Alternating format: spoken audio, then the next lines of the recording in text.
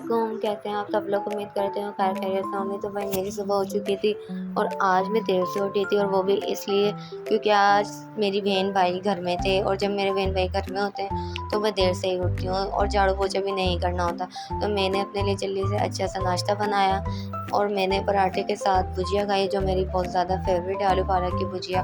कड़क पराठे के साथ तो बहुत ज़्यादा मज़े की लगती है।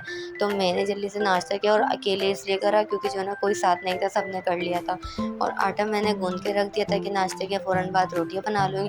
हालाँकि रोटी मैंने खानी नहीं थी, दोपहर का खाना खाना नहीं था क्योंकि हमने पिज़्ज़ा ऑर्डर कर दिया था, इसलिए मैंने रोटियाँ बना के रख दी। जिसने रोटियाँ खानी होंगी वो रोटियाँ खा लेगा।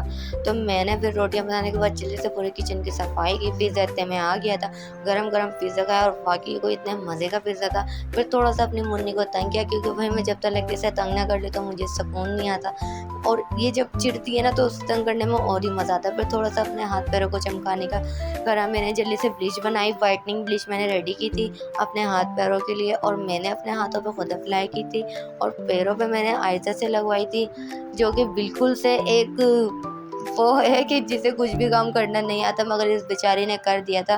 भले से आड़ी-टेढ़ी लगाई मगर लगा दी थी।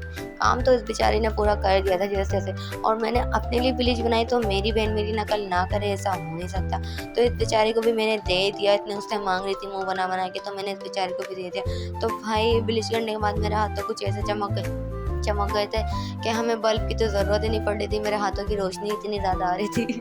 तो फिर उसके बाद मैंने अपने शेक की तैयारी की, जो मैं डेली रूटीन में रहती हूँ, white oats, peanut butter, milk, banana, और फिर मैं पार्लर पहुँची। पार्लर पहुँचने के बाद मैंने बिरयानी खाई। दैट्स इट, अल्लाह हाफ़िज़।